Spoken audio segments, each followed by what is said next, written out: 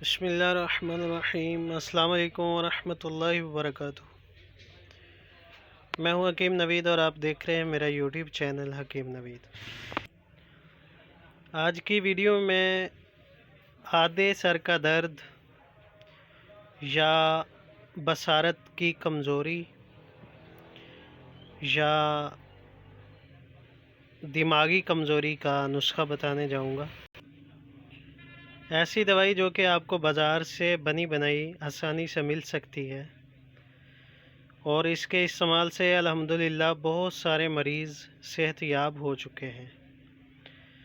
تو دوائی کا نام آپ کو بتاتا ہوں، یہ ہے کرشی کمپنی کا طریف الاستخدوس۔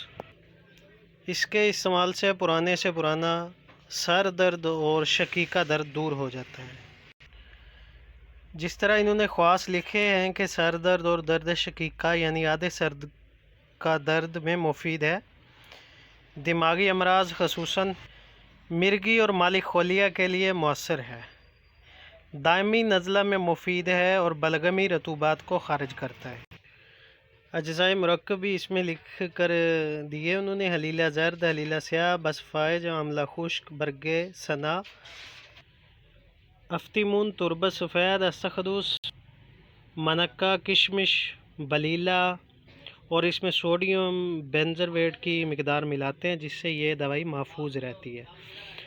تو ترکیب استعمال اس کی ہے: رات کو سوتے وقت 10 گرام 1 چمچ چائے والا پانی کے ساتھ استعمال کرنی چاہیے۔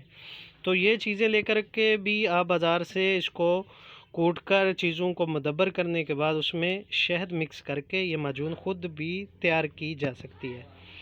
اس کے ساتھ جو میں اپنا پرسنل نسخہ آپ کو بتانا چاہتا تھا وہ یہ ہے کہ یہ طریف الاستخدوس جو ہے یہ بھی کرشی کمپنی کی لے لیں، اور اس کے ساتھ ایک عرق گلاب کی بوتل لے لیں۔ ٹھیک ہے، عرق گلاب پینے والا جو ہے، یہ پینے والا عرق گلاب 2 چمچ شام کو سوتے وقت روزانہ کی بنیاد پہ پی لیا جائے۔ تو اس کا فائدہ یہ ہوگا کہ جن لوگوں کو دائمی نزلہ ہے یا دائمی سر درد کا مسئلہ ہو، تو اس کے استعمال سے انشاءاللہ آدھے سر کا درد بالکل ختم ہو جاتا ہے۔ جن لوگوں کو علاج کروا کر بالکل صحت یابی نہیں ملتی تو ایک مرتبہ اس نسخہ کو ضرور آزمائیے گا۔